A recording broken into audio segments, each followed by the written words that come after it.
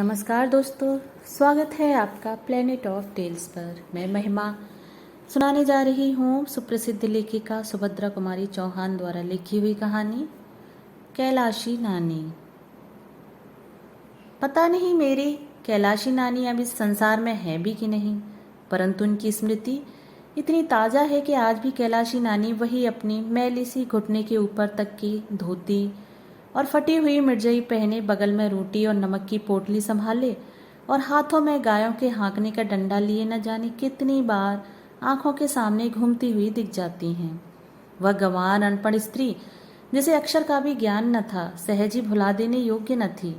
मेरी नानी न होकर वह मेरी नानी थी। मेरे मामा के गांव में मामा के घर से हटकर उनका छोटा सा झोंपड़ा था, लिपा पुता साफ। उस झोंपड़े में ना तो कोई दरवाजा था जो कभी बंद हो सके और ना ही दूसरा कोई सामान। बर्तनों के नाम पर कुछ मिट्टी के ठीकरे थे और बिस्तर की जगह थोड़ा पुआल पड़ा था। यही मेरी कैलाशी नानी की गृहस्थी थी। पड़ोसी ही उनके परिवार वाले थे और गांव के बच्चे उनके परमेश्वर। हाँ, तो मेरी कैलाशी नानी उस गांव के रहने वालों के जानवर चराने ले जाया करती थी। उस गांव में करीब 40 घर थे और प्रत्येक घर से एक सेर अनाज चराई में मिल जाया करता था। कैलाशी नानी की जीविका यही थी। इसी में कैलाशी नानी का दान पुण्य हो जाया करता था और इसी अनाज को बदलकर उन्हें रोज के व्यवहार के लिए नमक मिर्च मसाला भी लेना पड़ता था। पैसे तो गांव वालों को वैसे ही बड़ी कठिनाई से देखने को मिलते हैं। कैलाशी नानी की तरह गरीबनी को पैसों का दर्शन दुर्लभ होना ही चाहिए। इस प्रकार जीवन बिताकर भी कैलाशी नानी दुखी न थी। वे सदा प्रसन्न और हंसती रहती थी, दूसरों की सेवा के लिए तत्पर रहती। आधी रात को भी बुला लो तो वह तुम्हारा काम कर देंगी और तुमसे किसी प्रकार की आशा न रखेंगी। जाड़े के दिन शुरू थे। एक दिन मामा के गांव से एक आदमी संदेश लेकर आया कि मामा ने माँ और बच्चों को बुलवाया है।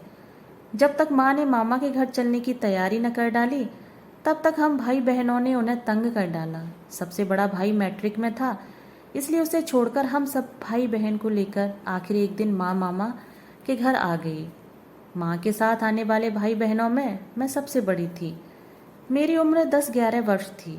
हम भाई बहनों को मामा के घर में और तो कुछ अच्छा न लगता, पर मामा के घर से 100 फुट दूर एक नदी बहती थी। उसमें नहाने और कैलाशी नानी के साथ ढोर चराने के लिए जाने में बड़ा आनंद आता था। कैलाशी नानी जिस जगह ढोरों को ले जाती थी, वहाँ दूर तक, जहाँ तक दृष्टि जाती, सब हरा ही हरा दिखाई पड़ता था। दूर दूर तक आम, पीपल और ढाक के वृक्ष थे। इनकी घनी छाया में दोपहर को आराम करते गांव के छोटे बच्चों का एक झुंड नानी के नेतृत्व में ढोर चराने निकल जाता।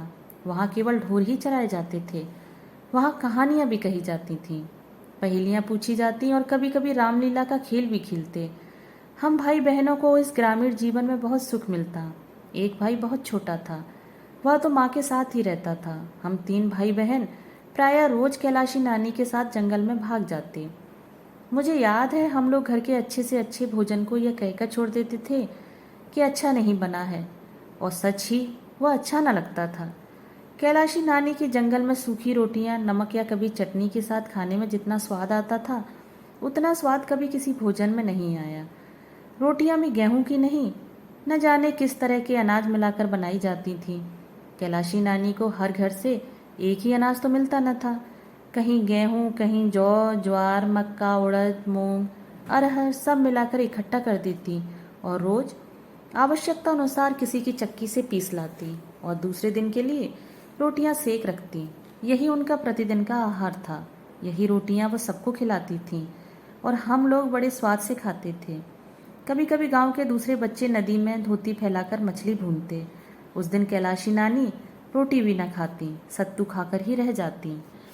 इसी प्रकार एक दिन हम लोग कैलाशी नानी के साथ हार पर गए थे। उस दिन कैलाशी नानी ने राजा रानी की कहानी सुनाई थी।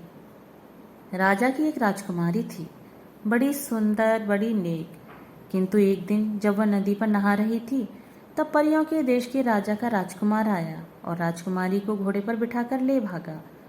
कहानी सुनने के बाद कलेवा से पहले हम लोग बड़ी देर तक नहाते थे और तैरते थे।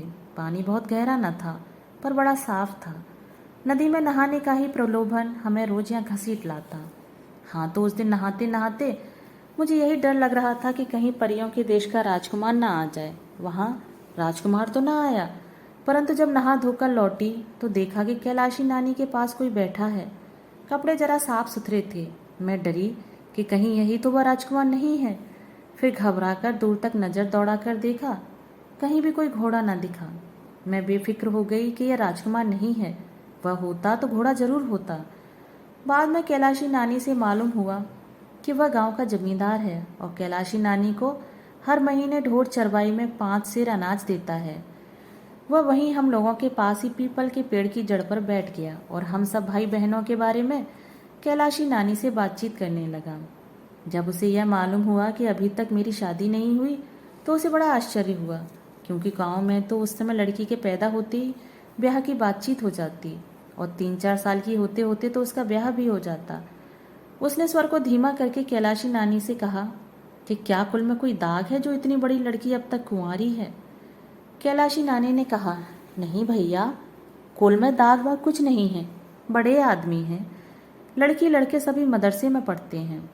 यही बिटिया रामायण बांच लेती है, अंग्रेजी पढ़ती है। जब पढ़ लेगी तब लायक वर देखकर ब्याह करेंगे। वह जमींदार जितनी देर तक बैठा रहा बार बार हमें ही देखता रहा। दूसरे दिन जब कैलाशी नानी ढोर ढीलने आई तो छोटे भाई बहन अभी सोकर नहीं उठे थे, इसलिए मैं अकेली ही नानी के साथ निकल गई। कलेवा करने से पहले हम सब बच्चे फिर नदी पर नहाने गए। जब हम जा रहे थे तभी वह जमींदार फिर आया। वह कैलाशी नानी को बड़ी देर तक कुछ समझाता रहा।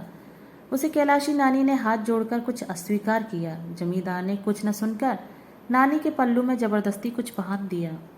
हम लोग भी रोटी खाने आए, पर आज कैलाशी नानी रोज की तरह खुश न थीं। उनके चेहरे पर एक तरह की उदासी थी जो छिपाए न छिपती थी। उन्होंने हमें खिलाया पिलाया और फिर कहानी सुनाने बैठी, किंतु कहानी में उनका मन न लगा। अन्य दिनों की तरह जब मैं बच्चों के साथ ढोर हाँकने जाने लगी तो जाने न दिया। उन्होंने मुझे अपने पास ही बिठाए रखा। मैंने जिद की तो मुझे डांट भी दिया। शाम हो चुकी थी। माँ तुलसी के पास दिया जला रही थी। कैलाशी नानी छिपती हुई सी माँ के पास आई और इशारे से बुलाकर अलग कमरे में ले गई। उन्होंने माँ से कहा कि वह अपने बच्चों समय जल्दी से जल्दी घर वापस चली जाए, कारण कि वह जमींदार हम दोनों बहनों को अपने नालायक पुत्रों की वधू बनाना चाहता है। जमींदार का मेरे मामा से बहुत दिनों से बैर चला आ रहा था। शायद वह अपने इस बैर का बदला इस प्रकार लेना चाहता है। वह चाहता है कि कैलाशी के साथ ढोर चराने जाने पर वह हम दोनों बहनों की मांग में अपने पुत्रों से सिंदूर भरवा दे। इस प्रकार हम दोनों बहनें उसकी पुत्र वधुएं बन जाएंगी। मामा जानकर भी कुछ न कर सकेंगे। इस काम में वह कैलाशी नानी की सहायता लेना चाहता था, इसलिए 10 रुपये उनके पल्लू में जबरदस्ती बांध दिए थे। 40 रुपये काम पूरा हो जाने पर देने का वायदा किया था। कैलाशी नानी ने शपथ लेते हुए वह 10 रुपये कमर से निकालकर माँ को दिखाए और फिर बोली, बिटिया झूठ नहीं कहती, मेरे पास तो 10 पैसे भी नहीं। फिर ये 10 कलदार कहाँ से आए? ये उसी अधर्मी ने बांध दिए हैं। तुम बिटिया को लेकर चली जाओ। जिस गांव का जमींदार इतना अधर्मी है, तुम यहाँ फिर ना आना। बिटिया का शादी ब्याह करके ससुराल भेजकर ही फिर आना। कैलाशी नानी ने यह भी कहा कि वह हमारे जाते ही इन रुपयों को जमींदार के आगे फेंक देगी। अधर्म का पैसा वह कभी स्वीकार न करेगी। मुझे याद आया कि एक दिन एक कन्नी लेकर मैं नानी के साथ चली गई और कैलाशी नानी ने मुझसे लेकर वह बहुत संभाल कर रख ली और शाम को लौटकर वह माँ को वापस कर दी। माँ ने जब वह एक कन्नी उन्हीं को वापस दे दी तो कैलाशी नानी के चेहरे से ऐसा भाव टपक रहा था जैसे उन्हें कहीं का खजाना मिल गया हो। कई बार एक कन्नी को उलट पलट कर देखने के बाद कैलाशी नानी ने उसे कमर में खोंस लिया। माँ को जाने कितने आशीर्वाद देती हुई वह चली गई। वही कैलाशी नानी आज कमर में 10 कलदार बांधी थी। कल जरा सी बात पर 40 रुपये और मिलने वाले थे। वह कैलाशी नानी अधर्म का पैसा नहीं लेना चाहती थी। उन्होंने कहा अगले दिन वह हमें भेजे बिना ढोर चराने नहीं जाएंगी और जमींदार के रुपए उसके दरवाजे पर फेंक देंगी।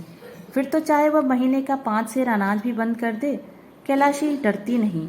वह कहीं भी जाकर ढोर चराकर पेट पाल लेगी। माँ उसकी बात पर विश्वास नहीं कर पा रही थी। कोई कैसे उनकी पुत्रियों की मांग में सिंदूर भरकर घर में रख लेगा। मेरे पिताजी प्रसिद्ध वकील हैं। वे जमींदार को जेल खाने की हवा खिला सकते थे। फिर भी माँ कैलाशी नानी के आग्रह को न टाल सकी। दूसरे दिन वह हमें लेकर घर चली आई। तब से आज तक कैलाशी नानी का हमें कोई समाचार नहीं मिला था। दोस्तों, अभी आप सुन रहे थे सुभद्रा कुमारी चौहान द्वारा लिखी हुई कहानी कैलाशी नानी। मिलते हैं फिर से एक नई कहानी के साथ। धन्यवाद।